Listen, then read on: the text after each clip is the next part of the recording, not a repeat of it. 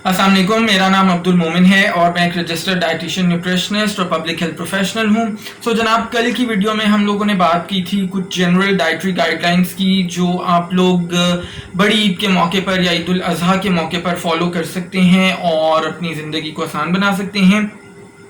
आज मैंने सोचा कि ख़ास तौर पर क्योंकि ईद उल अज़हा को जोड़ा जाता है गोश्त से और बड़े गोश्त या लाल रंग का जो गोश्त है उसकी बहुत बात होती है, तो मैंने सोचा कि कुछ छोटी छोटी गाइडलाइंस आपसे शेयर कर ली जाएं बड़े गोश्त के मुतालिक या रेड मीट के मुतालिक।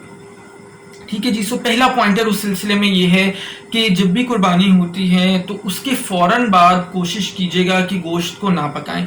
उसकी वजह ये है कि उस वक्त गोश्त थोड़ा सा सख्त होता है। सो अगर आप उसको कुछ देर के लिए छोड़ देंगे, कुछ देर से मुराद है 1.5 से 2 घंटे के लिए छोड़ देंगे और फिर आप उसको पकाएंगे तो वो पकाने में भी आसान होगा और टेस्ट भी उसका जो जायका है वो आपको बहुत बेहतर लगेगा। दूसरा पॉइंटर ये है कि बहुत सारे लोगों का ये सवाल होता है कि जी गोश्त को हम कितने अरसे तक इस्तेमाल कर सकते हैं, कितने अरसे तक वो ख़राब नहीं होता। सो उस सिलसिले में ये है कि जो कच्चा गोश्त है वो आप 3 से 6 महीने तक स्टोर कर सकते हैं और वो काबिल इस्तेमाल रहता है। और अगर पके हुए गोश्त को आप स्टोर करना चाह रहे हैं तो वो फिर मैक्सिमम 1 महीना तक वो स्टोर हो सकता है और उसके बाद काबिल इस्तेमाल रहता है। तीसरी चीज़ ये है, एक बहुत बड़ी गलती हम लोग जो करते हैं वो ये करते हैं कि गोश्त को हम उबाल लेते हैं मुख्तलिफ़ किस्म की डिशेस बनाने के लिए।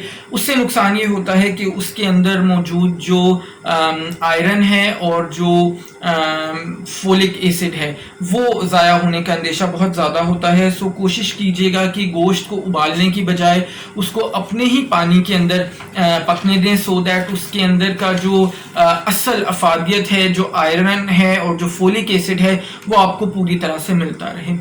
चौथा पॉइंटर ये है कि जो बड़ा गोश्त है, रेड मीट जिसको हम कहते हैं, जो बकरे का हो सकता है या इसी तरह से गाय का गोश्त हो सकता है, उसके अंदर कोलेस्ट्रोल की मिकदार ज़्यादा होती है। सो जो भी ऐसे मरीज़ हैं जिनको कोई दिल का अर्जा है उनके लिए बड़ा गोश्त बहुत ज़्यादा रेकमेंड नहीं किया जाता। सो अगर ऐसे मरीज़ बड़े गोश्त का इस्तेमाल करना चाहें तो 1 से 2 औंस से ज़्यादा इस्तेमाल ना कीजिएगा। आखिरी पॉइंटर ये है कि ईद के दिनों में आम तौर पर ये होता है कि हम लोग ज़ाहिर है गोश्त का इस्तेमाल ज़्यादा करते हैं। सो उसके अंदर तजवीज़ ये किया जाता है कि आपने अगर 2 दिन मुसलसल गोश्त का इस्तेमाल ईद के पहले और दूसरे दिन अपने खानों में किया है तो तीसरे दिन से आप फिर सब्ज़ी का इस्तेमाल या जो रूटीन के खाने हैं उसका इस्तेमाल करें। और अगर तीसरे दिन भी आपने गोश्त इस्तेमाल करना है तो कम से कम उस गोश्त के अंदर कुछ सब्जियां ज़रूर डाल के इस्तेमाल कीजिएगा, सो दैट आपकी जो ग़िज़ा है वो एक मतवाज़न ग़िज़ा बन सके। अदरवाइज़ ये होता है कि कुछ लोगों से ये भी जब बात होती है तो सुनने में आता है कि 4-4, 5-5 दिन तक कुर्बानी का गोश्त कि जी वो ताज़ा है और ताज़ा खाने का मज़ा ही कुछ और है और उसका जायका बहुत बेहतरीन है। तो लोग मुसलसल 4-4, 5-5 दिन तक कुर्बानी का गोश्त इस्तेमाल करते हैं, लेकिन उसकी वजह से फिर उनको बहुत सारे मसाइल होते हैं सेहत से मुतल्लिक, खाना सही से हज़म नहीं होता और बहुत सारे मसाइल होते हैं। सो मुझे उम्मीद है कि आपको पॉइंटर्स पसंद आए होंगे। मेरी वीडियो को लाइक ज़रूर कीजिएगा, चैनल पर पहली बार हैं तो सब्सक्राइब करके बेल आइकॉन को हिट कर दें और इसके अलावा अपने दोस्तों के साथ इस वीडियो को शेयर करना ना भूलिएगा। अपने कमेंट्स के जरिए भी मुझे बताइएगा कि आपको वीडियो कैसी लगी। अपना ख्याल रखिएगा। इंशाल्लाह ताला नेक्स्ट वीडियो में मुलाकात होगी। अल्लाह।